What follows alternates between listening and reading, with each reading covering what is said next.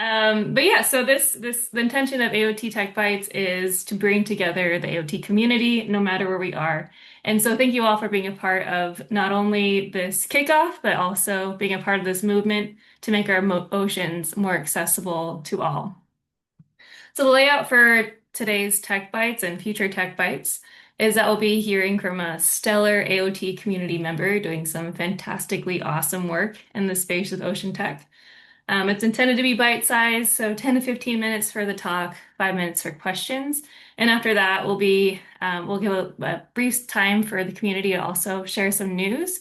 And then we'll be going into some breakout groups. So these breakout groups are intended to be a space for connection, so no report outs are necessary. Think of it more as a time as a coffee side chat with a friend or a new friend. So 20 minutes for the connection session. And otherwise, we're here really just to really rally each other together and support each other going forward. So, without any further ado, let's get started. So, today on the screen here, I have the honor of welcoming to the floor Zack Johnson from So Far Ocean Technologies and Bristlemouth. So, Zach has a few hats. He leads developer relations at Bristlemouth, which is an open communication standard for marine hardware. At So Far Ocean Technologies, he heads up field operations and works as a sales support engineer. His career bridged together open source hardware, citizen science, and ocean technology, and he's a very active member of the AOT community. So we're just quite excited to hear what he has to say today. So with that, I'll stop sharing this intro slide and I'll let Zach really take it away from here.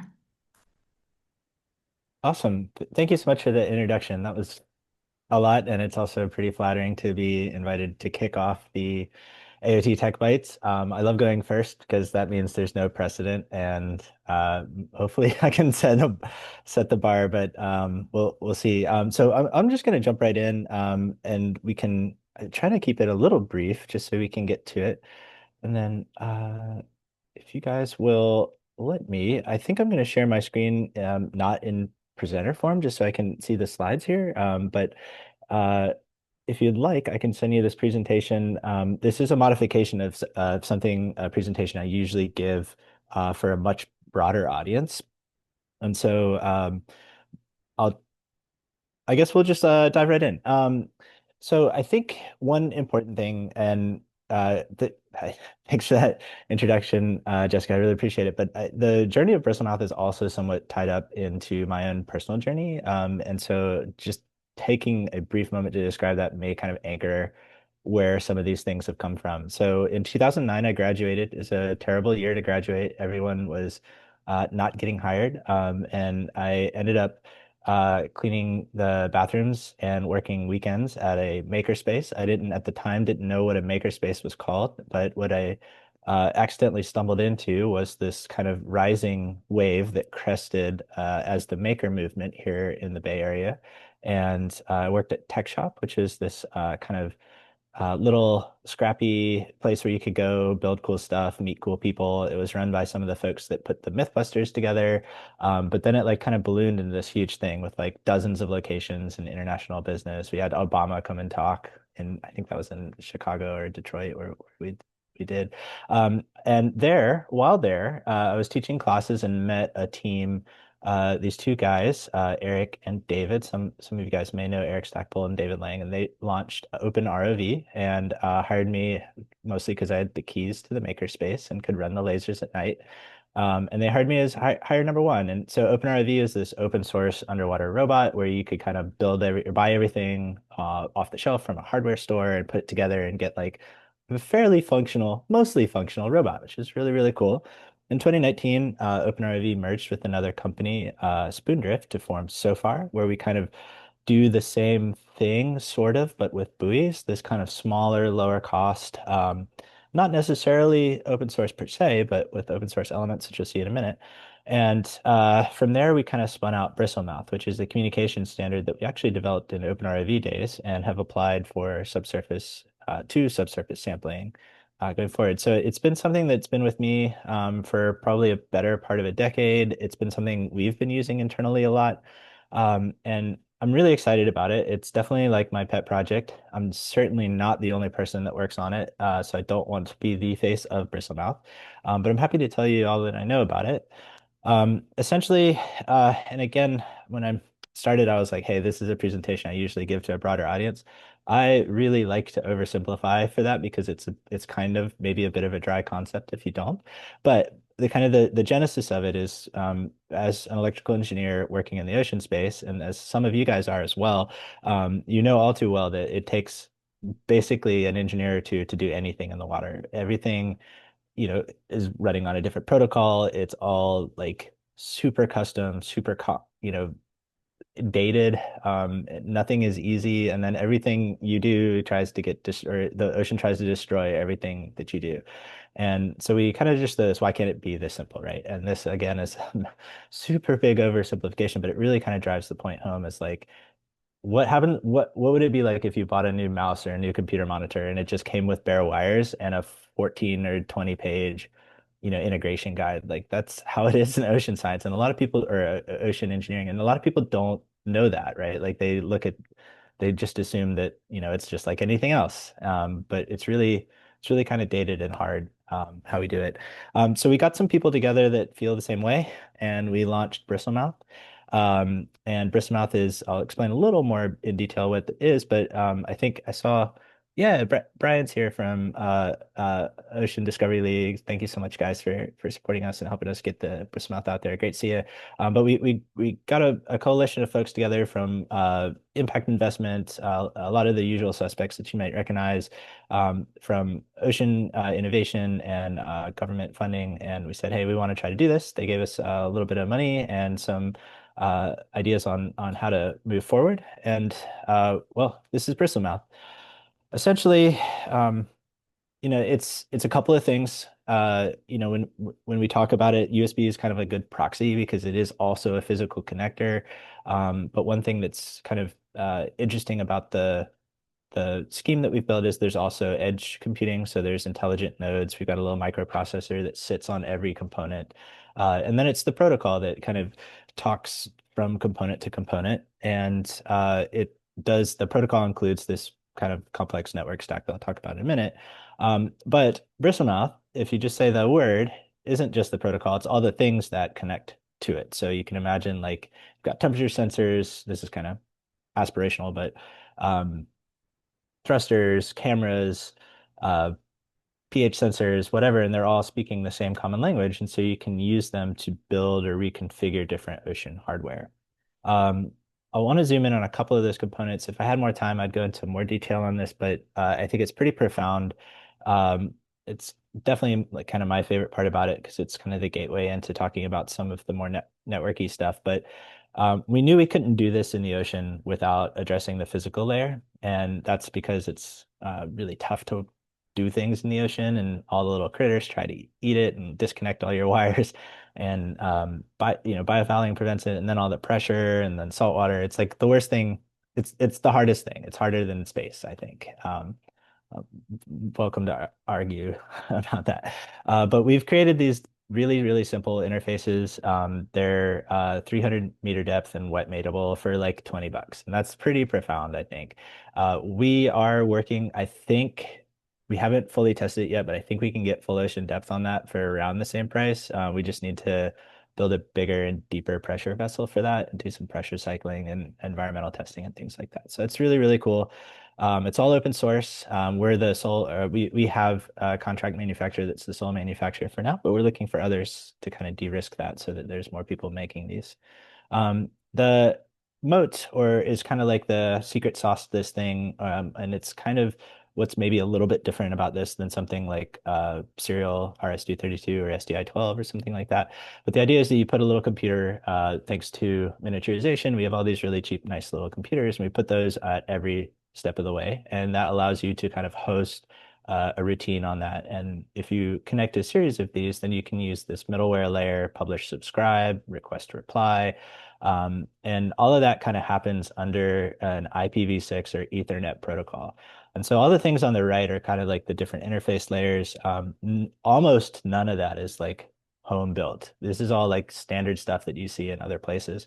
And in fact, if we kind of go back to the USB, it's really like kind of more like CAN bus for automotive or industrial applications. That's generally what folks kind of who are a little bit in the know kind of like, oh, okay, I understand. But the very, very basic is we're sending Ethernet over two wire and power over the same two wires. So Ethernet over power line, which is the opposite of PoE, which some people also might be familiar with. So it's a pretty simple protocol. We didn't invent it. We're using a lot of like custom stuff to get it to work with a wide range of ocean stuff.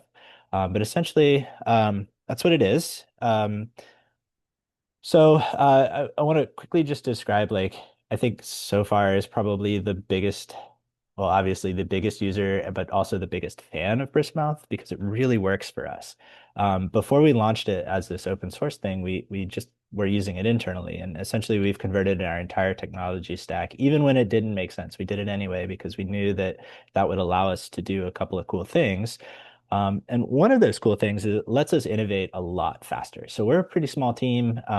We make a lot of noise. We've got some great, beautiful websites. Check out the YouTube, good stuff there. But essentially, at the core, we get these requests like, "Hey, that's cool. I love what you're doing, but can you X or how about Y?" And for a small team like ours, it's really easy to be distracted by those things, and it's really hard to say yes to a lot of those things. And so with Bristlemouth, we actually can say yes to a lot more things and we can move a lot faster. And so these are kind of like some examples of how we went from prototype to product pretty quickly. And we did all that by building these kind of translator interface boards. And then once we do it for one thing, for example, at the top, that's the Andara DCS current meter. Now, any other Andara sensor that we plug in, it's like we kind of know what we're doing. We can do it really fast. And then also because we're making Bristol Moat, we can sell it to you and you don't necessarily need to buy our entire equipment stack if you're running Bristlemoth on your hardware, which is kind of a cool concept. The other thing it lets us do is do really, really cool projects. And because we can say yes to a lot of things, that means we can kind of follow interesting opportunities. So we actually reconfigured our entire smart mooring, which is, let me go up here real quick. The smart mooring, just so you know, it's like the spotter buoy collects wave data, sits on the surface, but then we are using Bristmouth to send power and data subsurface to payloads. I think this is like the RBR temperature sensor here that's shown. But we reconfigured everything for this hurricane project. So they fly these Orions in front of these hurricanes and they drop out equipment. And some of the equipment that we're testing is this dart goes down to the bottom and it sits on the bottom for a few days in front of the hurricane. And it collects subsurface pressure using the RBR pressure sensor. And then it all disconnects using a galvanic release and it pops up and transmits its data. And so this is like a really cool, like if you've seen the movie Twister, this is like our version of like the all the sensors flying into the tornado. And we wouldn't be able to say yes to something like this unless they brought us a dump truck full of money. And so, with just a reasonable budget, we're able to really quickly reconfigure things and get things rocking, which has been a really cool capability to do. And then, you kind of know where this is going, right? But to ha have buried the lead for so long, it's really important that we say we don't want Bristlemouth to be the best way that we do things. We want this to be the best way for anyone to do things. And it's kind of in order to enable that, we've gone and through help with our partners and collaborating with other groups, we've built the Bristlemouth development kit. This allows you like kind of an inroad into the smart mooring. We've built a couple of publicly available open source documents and repositories and guides and example code. And so whenever we do something internally, we're like, hey, I bet somebody else might need to do this. We'll try to take the extra time to actually go and make a customer facing document that's generic enough to be useful. And so we've been adding to that over the years. And this has allowed groups all over.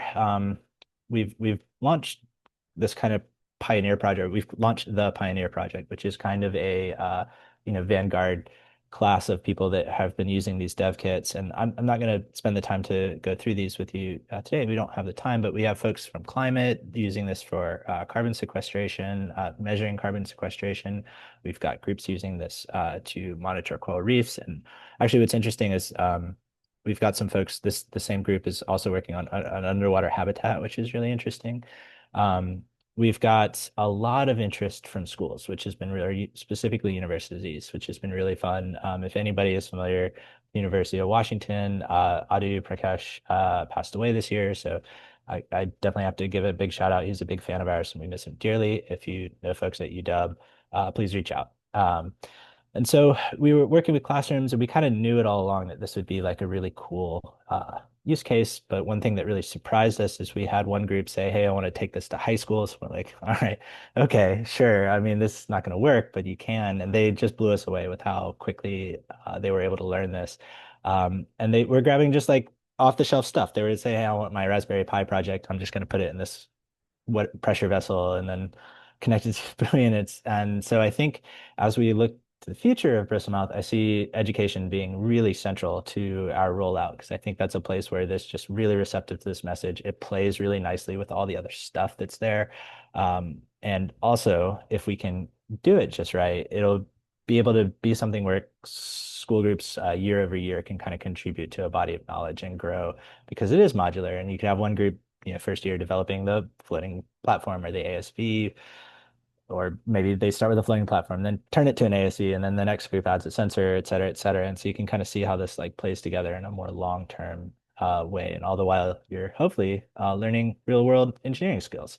Um, and before I, kind of get off the soapbox here, the reason we did it this way and the reason we kind of approached it this way is we were really greatly inspired by what CubeSat did in space with, kind of orbital, well, yeah, I guess orbital business, right? Like they figured out how to you didn't need this giant satellite to do some of the same things that you can now do with these smaller satellites. So they figured out a way to create this standard by which you could launch like dozens of these in the air. And I really think, and this is really core, I think, to how AOT really thinks about the ocean is that we think that distributed sensing, lower cost, simpler, more standalone sensors are really going to be what's necessary to sample the ocean at any scale that's necessary right now.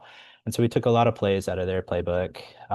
We wanted to do this as a standard. I left a little QR code in the bottom right. This is my buddy from OpenRV, David, who wrote a beautiful paper a few years ago called The Summer of Protocols. And he he turned us onto a lot of things, but one of my favorites, and I borrowed it for this slide, is the unreasonable effectiveness of standards. Doing a standards first approach is not always the way things are done. There's a lot of arguments to be had about top down versus like, standards aren't everyone's best friend, right? Sometimes, but if you really approach problem solving via standards, you can kind of open things up and approach problems in a different way that maybe you wouldn't have if you approach them from like a market perspective or like a value proposition perspective. And so like a lot of those things are baked into a standard, but oftentimes the standard comes as a way to compete. But if you start out as a standard and you say like, what is the smartest way to do this, or what is the best way to do this, you can kind of strip a lot of that away, and it can be a really effective way to develop. Um, I would love at some point to give a presentation on just that. And then the last thing is, we wanted to do it open source. I really don't think in this day and age that you can really get really profound work done without tremendous budgets or by bringing everybody along with you for the ride. And so one thing that I want to mention to everybody who's working on projects, like open source is definitely more fun. It's not for everybody. It's definitely not for every kind of project, but I would highly recommend at least part of your business having some way that people can tinker and play and hack with your equipment because they're going to do it anyway, and you might as well kind of do it in a playground where they could be safe or contribute back to a greater body of knowledge. So where are we now? We're roughly 100 or so. I think it's like 140, 155 dev kits right now. We've got even more than that. The folks that have them haven't turned them on yet. So I'm guessing as the school year gets going, we'll see more of that. We have around 200 forum users. It's a great place to come share pictures. I'll share a link in just a second. And we're hosting events, we're growing. I think we're getting back into the fundraising cycle this fall. And so we're hoping to kind of take this in a bigger direction. Like I mentioned, more education focus, more community focus, and we're trying to, well, I guess we're trying to build something together. So this is my invite to everybody. Let's build something together. That's really what excites me. I think the nuts and bolts of Bristlemouth are really cool, but like really honestly the cool stuff is all the fun things that we're able to do with it and the cool people that we're able to meet through that and the projects that we're able to support. You can find us on GitHub. You can apply to be a pioneer. Um, That's the second link there. Join us on the forum. And then we've got a couple of YouTube videos. We're not prolific there, but you can come check out. We've got a lot of me talking. So feel free. And that is all the time I wanted to take up today. Awesome. Fantastic. Thanks so much, Zach. We have some time for some questions here. And so if anyone has some questions for Zach, that'd be now is a great chance to talk about it. Otherwise, you can do it in the breakout groups as well. Because if no one does, I'll start us off here. And you're right, the having the standard for okay, Amy, go ahead. You go ahead first, Amy, and then we'll kick it around. Oh, are you sure? I didn't mean to take it from you. Oh no, no, no, no. We got you, we got Brian. It's all good. No, this is something I should have had like one-on-one with you, Zach. So I want to understand it better because I learn a little bit more each time I hear you talk. So there's two things. One, when you say open source, is this like if I go and buy an iPhone charger, I see that it's made by like several different companies, but it's all the same like piece of equipment? Is that what you mean by open source? Yeah, actually, there's a tremendous amount in that question, and so I'll do the very brief version. But if we're interested, we can dive in a little deeper. But yeah, so open source to me means that this kind of goes back to my tech shop days, and like maybe a little Marxist here, but like the means of production are not held by any one group. Like you can go on to our GitHub and you can download the code and you can contribute to it. You can, we hope, not make your own version of it. That's kind of against the spirit of it. But that also goes to manufacturing. You can download the plans for the Bristmouth jumpers, the connectors, and you can kind of, if you were a factory, like for example, if you were McCartney, the cable manufacturer, and we've talked to them, they would not need our permission to manufacture these as long as they're to spec. And so that's what we mean by open source. What that means practically, and this is again, this could be like a whole presentation, but what that means practically is that in order for you to work on any of our equipment at SoFar, well, any of the so far it's kind of a mixed bag because it's some open source, some black boxes, right? But if you wanted to get into the Bristlemouth stuff, like any of the board level things, you could build your own Bristlemouth boards. You could call them the Amy board, right? And you could manufacture those and sell those. All of that is truly, truly fully open source. And the idea there is that, and this is something you also touched on, for it also, not all standards are open source or open. Uh, it's an open standard, but they don't have open source components and things like that. But we wanted to do both. One, to allow folks to kind of contribute and grow and kind of build a community around that. But two, and this is what you're getting at, like if you bought a Bristlemouth board from the one that you made, hopefully it better, or else this doesn't work. It'd also work with the one that you bought from SoFar. And so that's kind of the open standard where if there is some degree of like hopefully some soft power we can kind of wield there so that things are in compliance with the standard so that you know what you're getting. And one thing that we're going to struggle with going forward is like the connectors are so cool, but I can see somebody being like, oh, I'm going to do the 48 volt. I'm going to do the AC version. And then, it's the same connectors, but if you go to plug it in, it's different. And that's kind of how things got off the rails to begin with here at Ocean Science. If you look at the RS-232 connectors from RBR, same connector, different pinout than the ones from Andara. And that's like super scary to anybody like me who just loves to plug things in. So the idea in some future state, years from now, hopefully you can go buy a Bristlemouth charger, like you said, or a cable, and it comes from different manufacturers, but it does exactly the same thing in a predictable way. So we're hoping to get there. But to us, open source means a lot more than just that. Okay, I'll hold off on my second question because I feel like it's one of those similar things that could go down a rabbit hole. I'll let Brian cut in first. Okay. Hey, thanks, Zach. So kind of just following on the point you just closed on, where are you on kind of the commercialization idea? Like I get the a lot of the documentation's out there and you can make them on your own, but do you have a contractor or manufacturer online? Can I go and buy a connector kit that I could just wire into a device and then bristle mouth to another one? And if not, how far away do you think you are of having a partner that I can just add a shopping cart, a connector Yeah. kit? Oh, that's such an awesome question. Yeah, so we haven't set up like a standalone Bristlemouth storefront. I think right now you can order components from so far. Like we'll sell all of the things that we use and a couple of things that are just kind of good to have, but not. What we'd really love to do is find other organizations and folks, and we're in some discussions right now, some promising ones, but I don't think it's like around the corner that are really good at storefronts. And I wish the Blue Robotics guys were on the call to hear it. Maybe they'll watch the recording, but somebody exactly like Blue Robotics would be really great at this because they're already component level sellers, and they've got this kind of great reef program where they put together equipment from other manufacturers. We've also additionally talked to, I mentioned McCartney. We've talked to McCartney about also carrying the cables and the connectors and things like that. There are a number of different kind of ways this could look in the future, and we've explored a few of those. I don't think we're trying to avoid setting up like a Bristlemouth store run by Bristlemouth. We're trying to find folks that are already really good at that, and then giving them the kind of the nudge they need or the resources they need to become the supplier for that on um, kind of like a retail level. And some of my inspirations for that, if you've ever been to the website SparkFun or Adafruit, those are like they do such a good job at that that I think, rather than reinvent the wheel and try to stand up our own organization that does that, that we would try to partner with them. With that said, though, that could be also a really cool kind of sustainable revenue source, right? So we have to think about how that all plays together.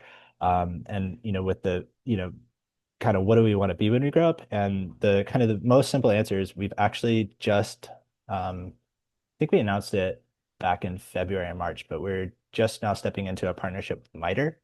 And MITRE is going to take over the governance of the standard and set up working groups to kind of answer these questions. And that helps from, it's we have some good ideas, but if we make these decisions on our own, we're kind of not honoring the spirit of Bristlemouth, which is trying to bring the industry together. So they're going to set up working groups and create a more structured way to make some of those decisions, so that so far isn't the only voice in the room. So we're going to kind of wait before making any big decisions there to pull them, and then hopefully some of you guys will reach out to. Or hopefully there's some interest there and you guys can join us on these kind of advisory boards or working groups and we can kind of move forward from that. So it was a bit of a non-answer, but it's like it's still TBD. But yeah, it's fully intended, and I think it would be it would be like one of the next things we do. Like one of the first things we do is to kind of get a storefront so people can just buy stuff and hopefully build some of their own stuff and sell it as well. I think Tiffany and then Bill, and then after that we might have to pop over to the next parts of the breakout groups. But Tiffany and Bill, you guys want to go ahead? Am I correct in seeing that what you're really doing at this point, if you will, are Bristlemouth adapters? So you're taking an existing whatever and it's cabling. Do you feel like there's going to be a point where you actually have Bristlemouth native equipment? Yeah, that's such a good question. Did I put you up to that one? No, so we're, No. we're already so we've actually got two manufacturers, three if you include so far, two other manufacturers who are building Bristlemouth native devices, which is really incredible. We didn't think that would be so soon. I think the incentive structure really needs to be in place for that to happen at any sort of scale, right? Like so you can imagine like with like a couple of pieces, you get this kind of a smaller addressable market. This is kind of on project level. It's not this wide, ubiquitous thing that we talk about it, but you can kind of imagine that if you're a small company and you're trying to get your first big customer, and you can look at so far as, we do a couple hundred of these smart mornings a quarter, right? So you could look at that and be like, that's a big enough market for a new hydrophone launch. And so we've got a hydrophone company that's doing a Bristlemouth native hydrophone. For the majority of manufacturers like RBR, like Ondara, Xylem, YSI, all these guys, like that's not necessarily interesting to them. In fact, that might be the opposite of interesting to them. So for folks like those, we're kind of doing these adapters where it's like it is plug and play, but there's like a thing that goes on to a thing. And I really think, there's a phrase that I didn't include a slide for because I didn't have time, but it's like interoperability is king.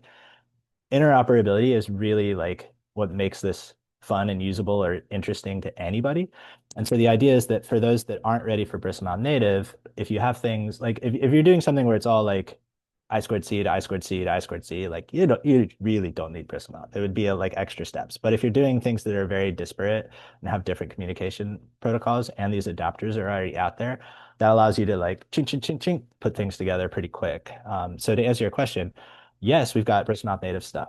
Yes, we've also got adapters. I think it'll be that for a very long time. I think, there's in my fantasies, something like 10 years from now, 20 years from now, like there's a ton of Bristol stuff and it's actually kind of the norm. That is like way future state, like that. And if we do everything right, and if the world stays like it is, which it won't. So I think the kind of the presence of adapters is going to be around for, quite a while. And I mean, even with USB, we see that there's like 3 different types of USB, 4 different types. Finally, everyone's agreeing that USB-C is the best, and we're going to go with that one for a little while. So we'll see. But we're not quite at that step, and we may never get there. It just really kind of depends on how things roll out. Awesome. Over to Bill for your question, and then Amy, if you guys don't mind asking offline for your question. All right, Bill, go ahead. Cool. Hey Zach, thanks so much for the talk. I've actually heard of Bristol Mouth before too, and so it's a great opportunity to hear about it from you personally. So I'm kind of curious. I really like the mission of like open source and community-driven science, but for like I don't know, like for something like a business, how exactly do you prevent, for example, some other like larger company from just starting to sell Bristol Mouth connectors and undercut you? Yeah, so there's a lot to unpack there. I'll try to do my best with the time that we have. Excellent question.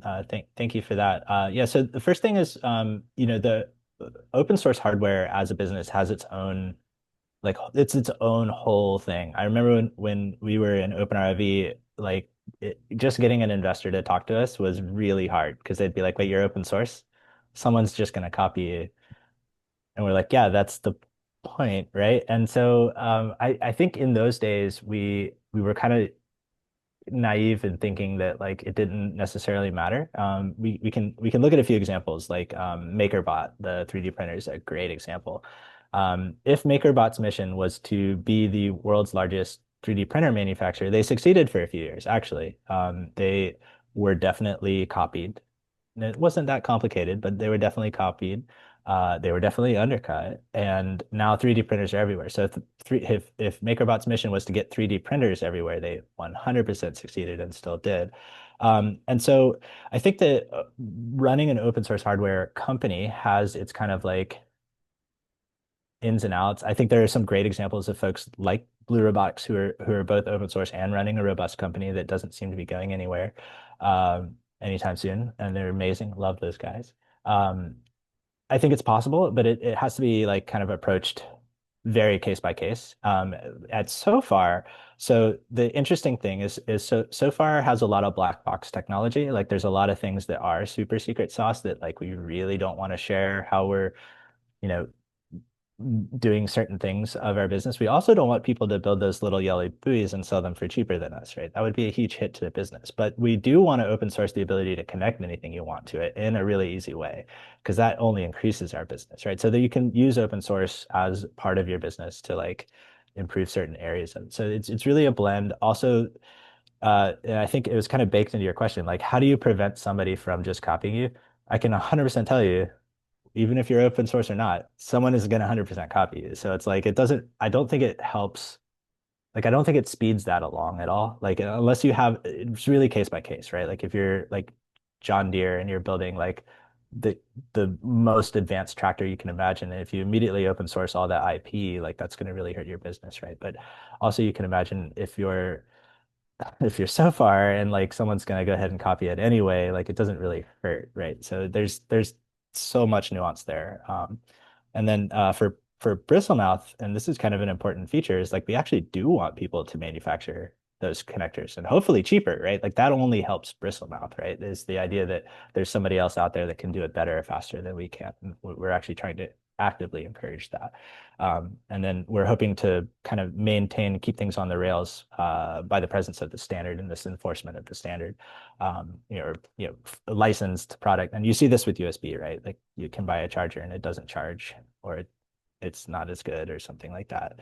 And then kind of the last little piece I'll say about it is like the interesting thing about open source is it's almost always upside if it's done in the right way because you can select different open source licenses. Like we're using an Apache license. There's like Creative Commons, which is just like basically anybody can do anything with it. So there is some degree of enforcement, and governments are getting, especially the EU, are getting like really good at kind of navigating the legal landscape. But it's all like it works in Europe and Americas, but in Asia, it's not really like it's, sometimes it doesn't really matter. All right. Let's give it a round of applause though. I know we're in a virtual room, but big round of applause though for Zack and all of his awesome insights because Zack, you are not only an inspiring speaker, but also just super impassioned by this field. So thank you so much for all that you're doing in this space. Well, thank you so much for having me. I'm always happy to talk about it.